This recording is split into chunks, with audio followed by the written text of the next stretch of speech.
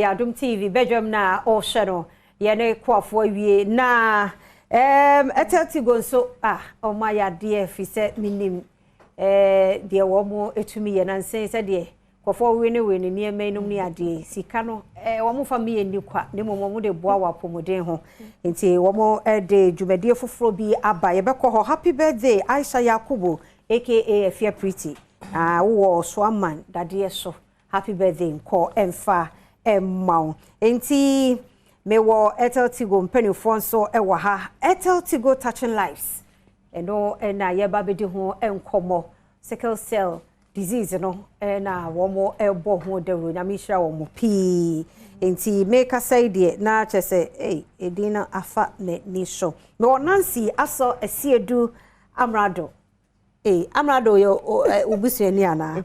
Oh yeah, head of brands and communications wo AirtelTigo. Ewa ha ye de na oba be di nkomo na fe Gloria Sakin so customer service executive ono so have share the story dey amaye ne yehwe ni mu se benya Dr. Mary Anson wono ye founder da International Sickle Cell Center ano. He say wo mu ne AirtelTigo e na aka bom e wo mu di sa dwuma minimum ye papa papa bi memu akwaba ya bibia bokode ye da mo se papa ma ye nhunu ka bibi kire ye ka se AirtelTigo touching lives project ben pacho madam ase ye ka AirtelTigo touching lives ye CSR dwumadie bia edimu pa ye di edeboa Ghanafo ye share areas be to say education, health, and in general well-being.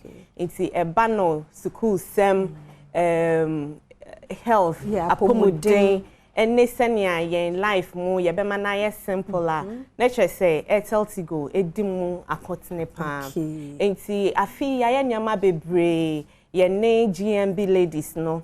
Safwa Foundation or no ni project no it's about visiting the prisons and then touching the lives of prisoners into yene no AirtelTigo touching lives and no esane yen well-being enidaswa esimoni so no yene no enam edi juma no we are me contact mo na yakọ cerebral palsy for the autistic for no why okay nti ye be share na ye hu na ye de be share ye ntim no nyambo anesi so ye be share na ye betimi di ai na ye ne Dr. Seto ono so ye GMB Queens ni bi ono so share mental health ye adwen mu enkita hodie hu asem so ono so okọ schools na onne students see kasa sometimes we be kete na ma kwala bia you confused and so kasa tre bi keke na ohia obenya courage no they are moving on so we've been on here on that project too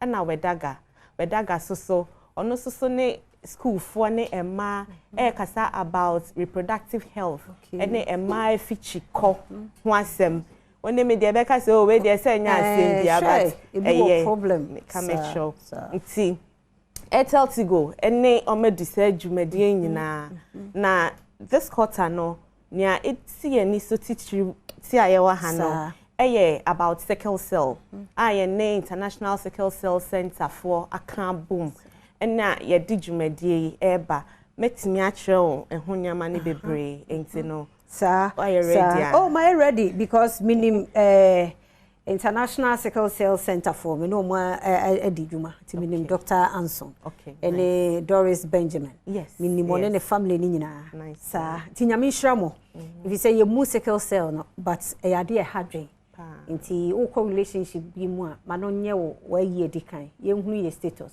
huna nko wo akora asebi owo condition ni bi fi say kobasa na ye de nkura no na ekwa akoto ohawmo nti ye da AirtelTigo for touching lives ye do omo se enne no omo ahye da fa honom wo ho nso wo bo the room mame call Gloria Saki ho na Gloria share a story a brief about you so MIA okay and for me we were trades nibi yes and also who were trades now and don't say you have the sickle cell disease yes but it's just that sometimes but you're kitten with the traits good so meaning kakra no it was then I realized that, oh, sometimes me need joints, sometimes me are for in serious pain.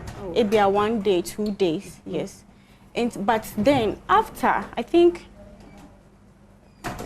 at a point, I had to do the blood test where I found out that it was because, yes, a trait in Tiana na me yare. Someone na say usano nana uni. Da bi na meaning. Okay. Na family no so no obia ni. Obia yare. Sa. No, obia ni bi.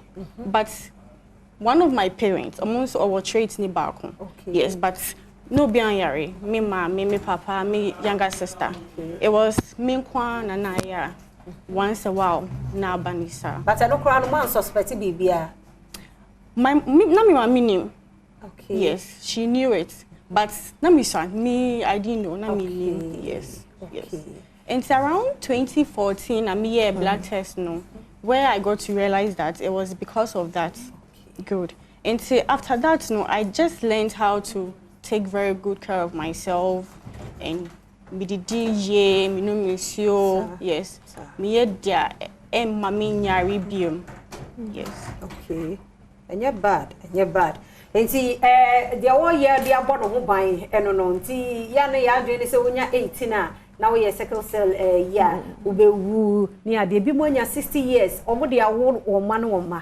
Ninja is obedi as a share soon, no mental if you cry, Doris is a noon so, and or folic acid or one, as all no. Yeah, Babois. And see, my brand manager, now yen share. What I been seeing so on this campaign, I'm with the Abbey. You who say, a year at a tasem, say, oh, sickle cell patients, from a warriors. So, sickle cell warrior be will fear. It brings a lot of pressure on the family, or more income. So, Sikaka crebe bano, and you never be share patients, and I say, warrior, yare, Sikayusa.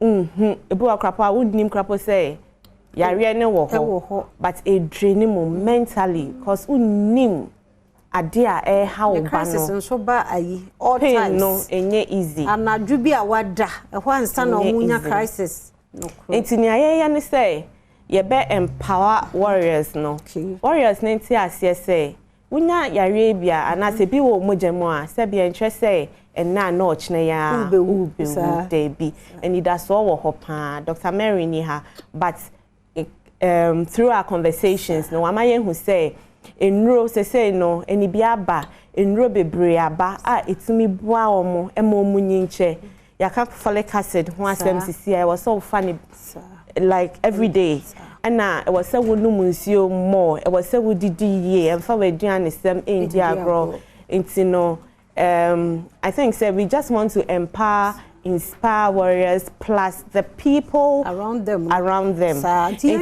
Support bay and you bet media boa AirtelTigo on touching lives.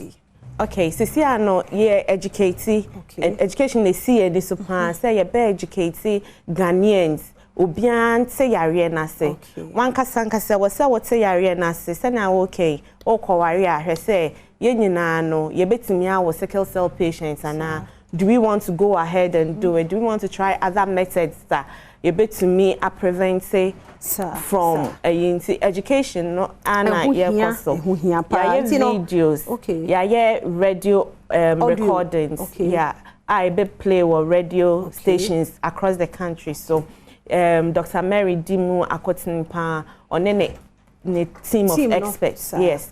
On my education through the videos. Yebnya warriors ni biswa omo be kasa. Be come stories. Yebe hu yare nani so.